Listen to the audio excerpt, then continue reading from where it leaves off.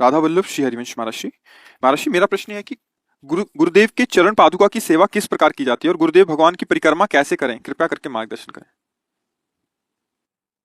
पहली बात तो गुरुदेव भगवान की चरण पादुका में ब्रह्म बुद्धि रखे, पहली पूजा। साक्षात भगवान विराजमान है ऐसा भाव करे पादुका जी में। जैसे भरत जी ने रघुनाथ जी की पादुका अयोध्या में आकर विराजमान किया, और ऐसी भावना की कि साक्षात भगवान श्री रामचंद्र जी सिंहासन पर विराजमान है। आज्ञा ले लेकर के 14 वर्ष तक राज्य शासन किया। राजा रही पादुका जी और सेवक रहे भरत जी। तो पहले हमारी भावना हो गुरुदेव की पादुका में ब्रह्म बुद्धि, कि मेरे साक्षात गुरुदेव भगवान इस रूप में विराजमान है। उनकी चरण पादुका मतलब गुरुदेव ही विराजमान है। अब उनकी सेवा पद्धति का है कि अपने मस्तक से प्रणाम करके फिर हाथ में जल लेकर उनकी पूरी पादुका जी का लेपन करते हैं जल से, और फिर उस हाथ को धो लेते हैं तो चरणामृत हो गया। क्योंकि रोज पादुका जी को जल से अगर स्नान कराएंगे तो लकड़ी की पादुका जी होती है, फिर भावना करनी ना, तो हम जल हाथ में लिया, पादुका जी ली, ऐसे पूरी पादुका जी में फिर जल को धो लिया तो वो हो गया चरणामृत। चंदन लगा दिया, एक वस्त्र बिछा करके उनके ऊपर विराजमान कर दिया।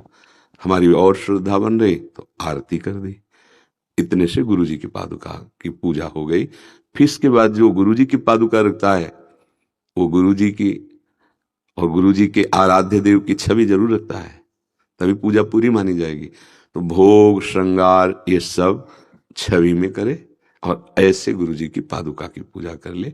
और भाव बढ़े तो जब पोछने जा रहे, स्नान कराने जा रहे, उसके पहले अपने सर पे रख ले, माथे पे रख के जो गुरु जी का ध्यान करता है मानो साक्षात गुरुदेव ही विराजमान है। गुरुदेव की पादुका माथे पे रखी, फिर विराजमान करके जो पद्धति बताई वैसे कर ले। पर बड़े प्रसन्नता के विषय कि इतनी छोटी बच्ची होकर आप गुरु जी की पादुका की आराधना की बात कर रहे हैं। पादुका में भाव हो जाए तो सब कुछ प्राप्त हो जाएगा, क्योंकि गुरु जी का प्रगट सानिध्य तो हर समय मिलता नहीं। तो पादुका जी साक्षात गुरु जी का स्वरूप। एक बार अमीर खुसरो जी के गुरु जी थे, तो उनका बड़ा यश था। एक ब्राह्मण उनके पास गया कि बेटी का ब्याह है, आप सिद्ध पुरुष हैं, कुछ व्यवस्था कर दीजिए। तो ना तो कहा नहीं उन्होंने, कहा परसों आ जाना। परसों फिर है, बाबा बेटी का ब्याह और आपने कहा था परसों आ जाना। पादुका लकड़ी की रखी थी, उनका पादुका ले जा। तो संत आ गया, उन्होंने पादुका उठाई, सर पर रखा और चल दिया घर के लिए। पर मन में सोचा कि पादुका से क्या होगा, बेटी के ब्याह के लिए तो रुपया चाहिए था, व्यवस्था उससे होती, पादुका से हमें लगता है बाबा ने हमें फुसला दिया। यद्यपि श्रद्धा थी तभी तो मांगने गए थे, सिद्ध पुरुष हैं, कुछ ऐसा। और ऐसे सोच में जा ही रहा था कि अमीर खुसरो जी 13 ऊँटों में, उस समय ऊँटों से तो ये हीरे जवाहरात आदि बहुत बड़े रत्नों के व्यापारी थे, वो बड़े धनी मानी थे और उच्च कोटि के गुरु भक्त थे। उनके बहुत सुंदर सुंदर पद हैं, बड़े सुंदर सुंदर उनकी स्थिति के पद हैं अमीर खुसरो जी के। तो उनको घ्राणेन्द्री में बोले हमारे गुरु जी की कोई चीज है आसपास। इतने वो गुरु के अनन्य थे कि गुरु की पादुका का आभास उनको हुआ, खुशबू मिली, मेरे गुरु जी की कोई वस्तु है। तो जैसे जैसे वो ब्राह्मण नजदीक आता जाता वैसे नजदीक ही ब्राह्मण से कहा कहाँ से आ रहे हो, तो उन्होंने कहा संत भगवान, उसमें औलिया जी कहते हैं, पीर औलिया संत,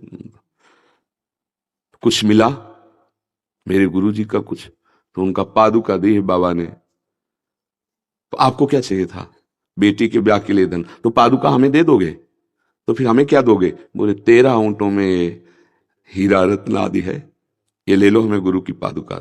उनका लो पादुका, उनको 13 ऊँटों में सेवकों सहित उनके घर भेज दिया, पादुका लेके गए और गुरुदेव से कहा गुरुदेव पादुका वापस लाया हूं, कितने में, बोले 13 ऊँटों की संपत्ति।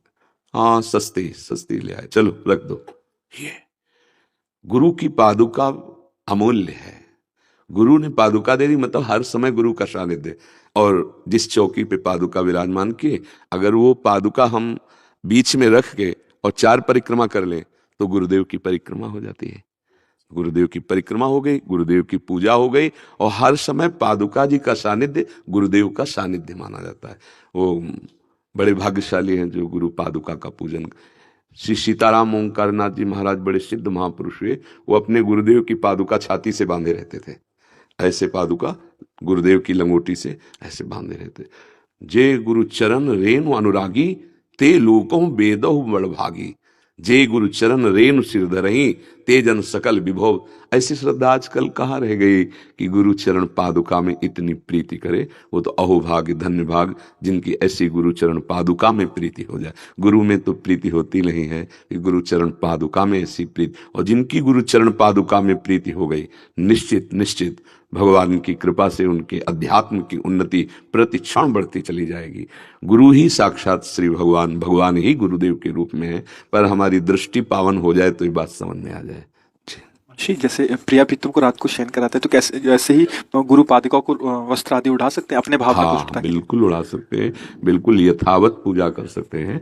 जैसे हमारे पूज्य सदगुरुदेव की पादुका है, तो ये सिंहासन है श्री जी का, तो ये सिंहासन है पादुका जी का। तो पहले हम श्री जी की सेवा नहीं करते, पहले हम गुरु पादुका की पूजा करते, फिर अधिकार मिलता है श्री जी की सेवा का।